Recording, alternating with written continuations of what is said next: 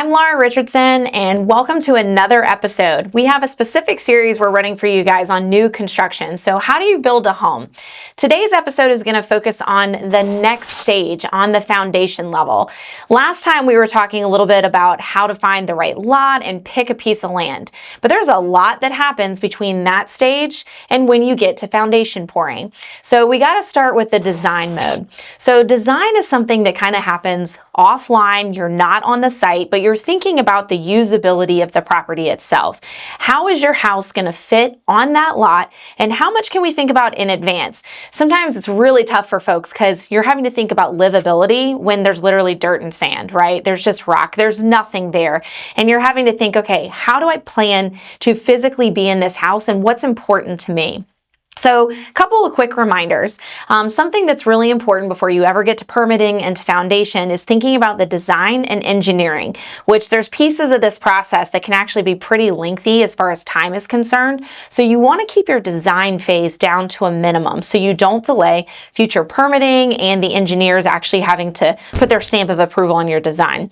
So think about if you can walk the builders, either previous builds or any design plans. There is so much really cool stuff right now with VR, as well as just projections of the actual home sites. There are companies that are working with a lot of your custom guys so that you can either physically walk through a property. So think like the VR goggles and being able to turn and see what your kitchen is going to look like. Oh, you don't like those cabinets? Wipe them out and move on, change it up. There's a wall there, knock it down. Is that going to be feasible? Keep in mind, some of the choices that you might make may not actually work with the engineering of things. So your builder is really going to help guide you on whether or not some of this stuff is doable. Obviously, you don't want to knock down anything that could potentially be load bearing, just so you can have the open concept space. But speaking of wrapping stuff in, you really want to make sure that you make a lot of decisions as early on as possible before that final contract is drawn up. And the reason for that is financing. If you're using any type of loan product, so you're not paying for the entirety of the house in cash, you want to wrap as much into the loan as possible. But keep in mind, that's going to be based off of your initial contract. So all your design changes and choices and specialty things need to be decided up front so that total package that's going to go to your lender has it all encompassing. If you decide to do things later down the line, is it allowable? Absolutely. But are you going to pay a lot more for it? Absolutely, because that is an out of contract change. It's going to require, which is called a CO, a change order, and it's going to have to get signed off on by both parties and then paid liquidated assets up front. Not pleasant when it's a big choice or something that needs to be done. So just some examples of some things to consider. Obviously, appliance upgrades. If you really want those really fancy, need to order long in advance type of appliances, you want to go ahead and wrap those in as well. Part of that has to do with delivery, not just the cost. Any structural changes. So if you're planning on having a screened-in porch or a back patio pad poured, any of that needs to be in there. Driveway pads. So if you want to turn around or an extension, keep in mind you may end up having to have a retaining wall or some type of fence that's also looped into that. Those are all added costs. If you're going to be putting in some type of landscaping specialty items or even sodding the backyard, a lot of builders actually only put grass up to the midway point on the sides of the house. So if you want a fully sodded backyard, definitely recommend wrapping that in. You do not want to pay that cost out of pocket, especially for your larger lots. Another thing is having like a built-in gas line so that you can just take your little Traeger and hook it right up. You don't have to deal with propane tanks and things like that. Another big one is a pool. If you're planning on putting in a pool, some custom builders will actually help you price that out and wrap it into the loan as well.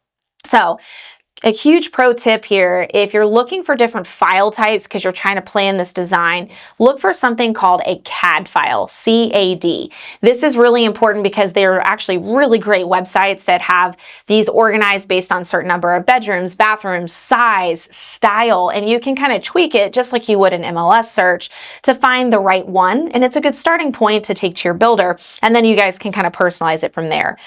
So the second thing is obviously consider your budget. The more expensive homes are typically the ones that are built wide, not up. A lot of people think, oh, if it's one story, it's going to be a lot cheaper. It's actually not the case. Typically, the more roof line you have, the more structural items you have, and the more expensive because you're thinking engineered beams, trusses, all of that lumber and metal that's going in to support your house gets a little bit more extensive when you go out. Another thing is remember to get unfinished spaces roughed in. What I mean by that is having plumbing potentially or even air vents hooked up so that later if you decide to finish those spaces, it's already kind of set up for that purpose. So if you're planning maybe to have a future in-law suite or like a kitchenette, having all of that plumbing already there for you. Now keep in mind, typically when you're building a home, that's the cheapest you're going to get it as far as subcontractors are concerned because they're already on site. So it's a lot less expensive for labor costs if they're already doing a lot of other things to go ahead and finish that space. However, people like to cut corners where they can to kind of save some money, but keep in mind the cost of materials, cost of labor, all that stuff's continuing to climb. So it's almost a guarantee that it's going to be more expensive should you wait a year or two down the road. Another thing that we talked about earlier is that virtual rendering. Make sure you take advantage if your builder is giving you that opportunity to kind of walk and see what it is you guys are creating. Some of them also have like a gaming version where you're on like a computer screen. So think about like a video game, like, you know, a Call of Duty type situation, but instead it's a house that you're kind of going through. Another one, think about resale. So as you guys are designing your home and you're thinking, okay, we want to blow out this wall and open up this space, is it actually going to give you resale opportunity? Some folks will also take out a tub or change up a bathroom style or add another room in just kind of a seemingly odd way. So when you're thinking 5 years down the road, because everybody does think it's their forever home, typically people sell 5 to 7 years in, you want to make sure you're not putting yourself at a detriment in comparison to the properties around you. Also look at trends when it comes to styles too, because again, you don't want to be the one person who has X, Y, and Z and nobody else does if it's going to cause you to go at a deficit. Look at your mock-up of your house and make sure that you like where the windows are placed. Do you like the exterior? Is there something you need to change out as far as style, pattern, materials? Because again, all of this stuff needs to be wrapped into your loan and decided upfront for structural purposes. So once the designs are completed, they go to the engineer. So think about in the beginning, you're doing design and typically your designer and your builder can kind of say the engineer is going to have a problem with this and you can tweak most things up front. But the engineer actually has to sign off on that, give their stamp of approval before it goes to the next party, which is permitting. So permits can be done by city, by county. Some take a really long time, some don't. It just depends on how big or small they are and how tweaked of a system and process they have. But expect anywhere from 6 to 10 weeks when it comes to permitting. Part of this has to do with just the natural order of events, and part of it has to do with if any revisions end up being required by the people who have to give the seal of approval on your permit. So this is why that design period plus the permitting period is actually one of the kind of limbo periods, right? Where there's not a heck of a whole lot happening as far as the construction of the house, but there's a lot happening under the water that can actually either speed up or delay your total timeline. So once permits are back, that's when you actually begin pouring your foundation. So we have 3 different types of foundations here. You have a slab, you have a crawl space, and a basement home.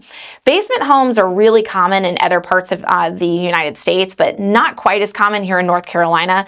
We have a lot of granite and other rock that's kind of in the dirt, if you will. So it makes it a little difficult. We don't do subterranean only basements either. So if you do have a basement, part of it is going to be like walkout level. You're going to have some windows, while the rest of it might be underground. So basements, crawl spaces are actually not livable space that's under the house. You can still see the underbelly with the plumbing, insulation, subflooring, all that good stuff, but it's not meant to store anything or have people living in it. And then of course slab, think about just a cement slab. So your plumbing and all that stuff is kind of buried in it, which is also something to be cognizant of, because if you ever have to make changes later, especially if you're living in a ranch home where everything is on the slab, keep that in mind that it actually may be very difficult for you to make any amendments later because you're literally having to dig through concrete in order to get to all that. So once all of this is done and foundation is set up, that's when you move into the next big phase, which leads us to our next video on framing. So I'm Laura Richardson with Relevate, and we will see you guys on our next episode.